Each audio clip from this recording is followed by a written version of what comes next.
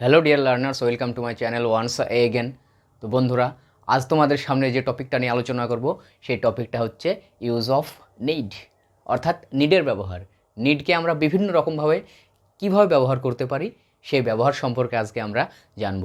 বিভিন্ন সময় তোমরা শুনে থাকবে, কখনো নিডস হচ্ছে, কখনো নিড টু হচ্ছে, কখনো নিডেড হচ্ছে, আবার কখনো নিড হ্যাভ হচ্ছে। এই ব্যাপারগুলো তালগোল পাকিয়ে যাচ্ছে মাথার মধ্যে, বুঝতে পারছো না যে কোনটার মানে কি হচ্ছে, কখন কীভাবে ব্যবহার করা হচ্ছে। তো আজকে নিড সংক্রান্ত আমরা ব্যবহার কিভাবে করতে পারি সেই সম্পর্কে জ্ঞান লাভ করার চেষ্টা করব। তাই বলছি, এই নিডের ব্যবহারটা তোমরা খুব মনোযোগ সহকারে ক্লাসটা দেখতে থাকো, তাহলে যত সংশয় আছে সমস্ত সংশয় দূর হয়ে যাবে।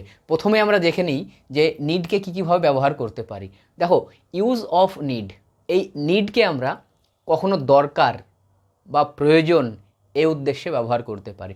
নিড মানে হচ্ছে কি দরকার, অর্থাৎ নিড মানে দরকার বা প্রয়োজন। আমার কোনো একটা জিনিসের প্রয়োজন আছে, আমার একটি কলম দরকার, তার একটি সাইকেল দরকার, তার কলম দরকার নেই, তার সাইকেলের দরকার ছিল না, আমাকে মোটা হওয়া দরকার, আমাকে ভালো রেজাল্ট করা দরকার। এই যে বাংলা, এইগুলো তোমরা শুনে থাকো, এই সমস্ত বাংলাগুলোকে কিভাবে নিড ব্যবহার করে তুমি ট্রান্সলেট করতে পারো সেই সম্পর্কে আজকে আমরা আলোচনা করব। দেখো, দরকার বা প্রয়োজন উদ্দেশ্যে, অর্থাৎ আমার একটি কলম দরকার, এই বাক্যটাকে তুমি নিড ব্যবহার করে কিভাবে বলতে পারো। তাহলে যখন এই রকম অর্থে আমরা ব্যবহার করব যে প্রয়োজন, আমার একটি কলম দরকার, অর্থাৎ কোনো নাউন প্রয়োজন, কোনো একটা বিষয়, কোনো একটা বস্তু নাউন হিসাবে যখন আমরা প্রয়োজনটা ব্যবহার করছি, সেক্ষেত্রে আমরা কি করে ব্যবহার করতে পারি। তাহলে আমার একটি কলম দরকার, I need a pen, I need a fan. দেখো আমরা আনসারটা কি লিখতে পারি, আই নিড আ ফ্যান। তার একটি গাড়ি দরকার, he needs a car, he needs a car.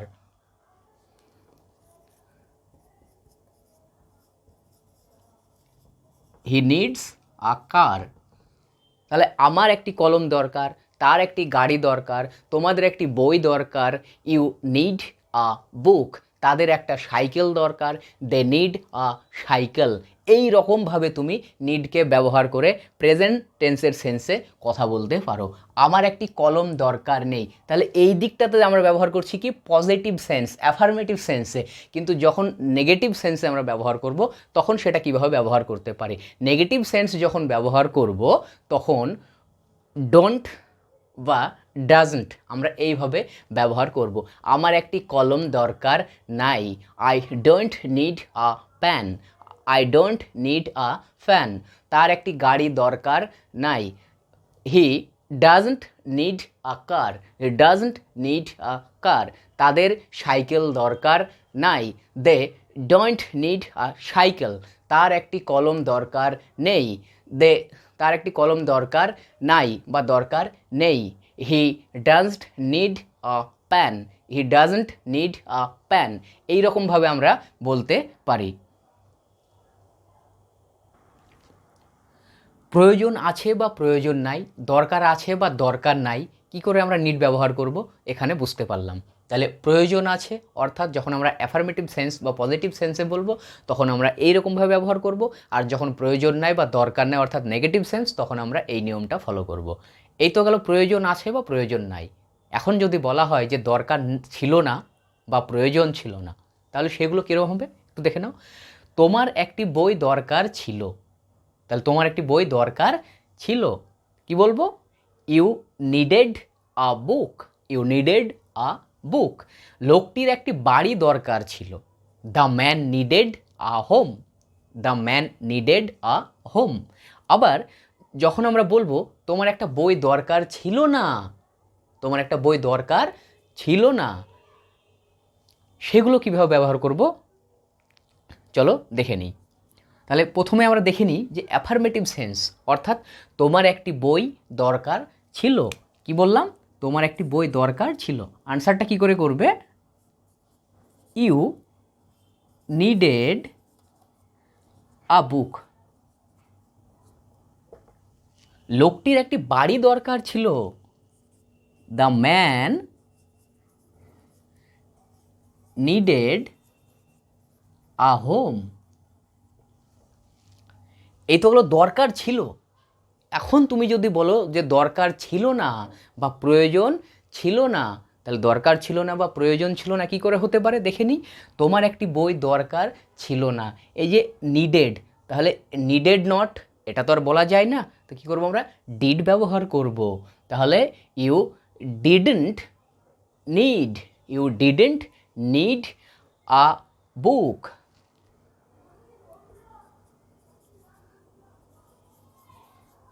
you didn't need a book। সবগুলো ক্ষেত্রেই ডিড ব্যবহৃত হয়। প্রেজেন্ট ক্ষেত্রে যেমন কোথাও ডু, কোথাও ডাজ, কিন্তু পাস্টের ক্ষেত্রে কি হচ্ছে, প্রত্যেকটাতেই ডিড ব্যবহৃত হয়।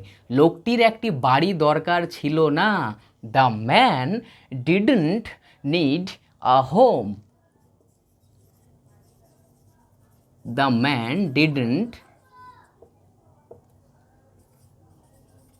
Need a home. তাহলে আমরা কয় রকম শিখলাম?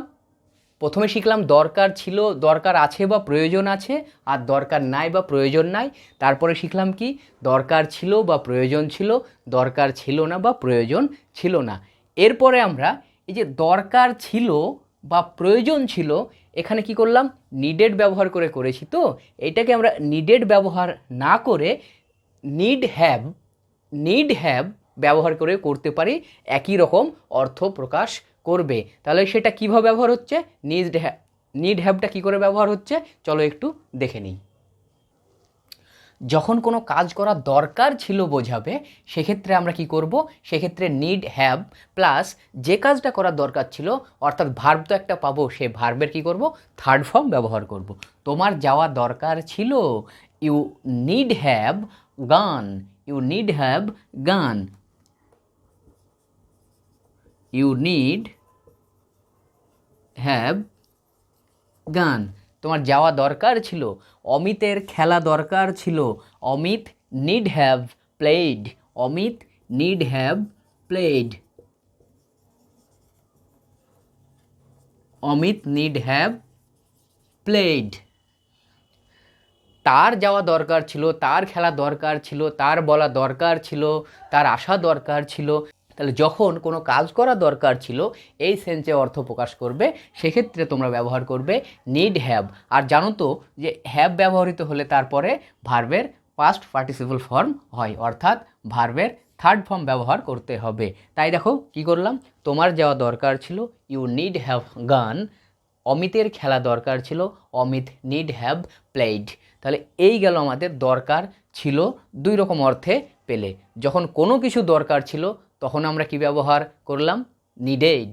আর যখন কোনো কাজ করা দরকার, অর্থাৎ ভার্ব যেখানে পেয়ে যাচ্ছে একটা, সেক্ষেত্রে আমরা কি ব্যবহার করছি, নিড হ্যাভ এবং ভার্বের থার্ড ফর্ম।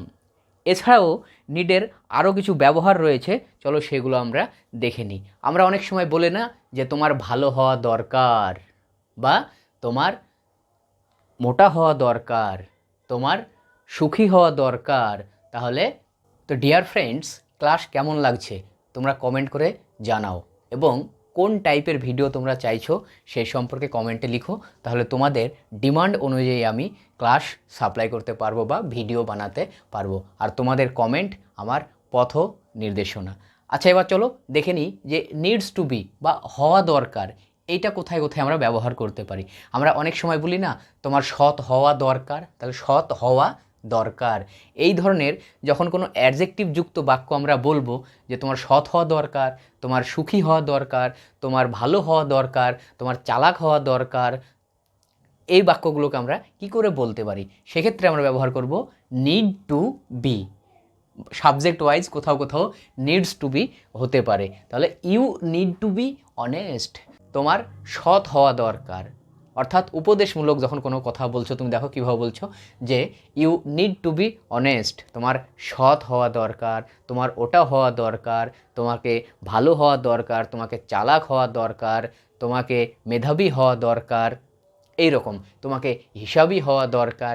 এই ধরনের কথা যখন তুমি বলবে তখন নিড টু বি ব্যবহার করবে। They need to be happy, তাদের খুশি হওয়া দরকার। He needs to be good, তার ভালো হওয়া দরকার, তার চালাক হওয়া দরকার, এই রকমভাবে তোমরা এই হওয়া দরকার অর্থে নিড টু বি ব্যবহার করে তারপর একটি অ্যাডজেক্টিভ, যে অ্যাডজেক্টিভটি বর্ণনা করবে সেই অ্যাডজেক্টিভ ব্যবহার করে হওয়া দরকার অর্থে নিডকে ব্যবহার করতে পারি। তো বন্ধুরা, এই ছিল নিড সংক্রান্ত আজকের আলোচনা। ক্লাসটি কেমন লাগলো কমেন্ট সেকশানে জানিও। তো এই ছিল আজকের আলোচনা, ক্লাসটি কেমন লাগলো কমেন্ট সেকশানে গিয়ে জানিও। আর তোমরা কোন কোন ধরনের ভিডিও পেতে চাইছো সেটিও কমেন্টে জানিও। দেখা হচ্ছে পরবর্তীতে নতুন কোনো টপিক নিয়ে। ততক্ষণ পর্যন্ত ভালো থেকো, সুস্থ থাকো, এই প্রত্যাশায় বিদায়।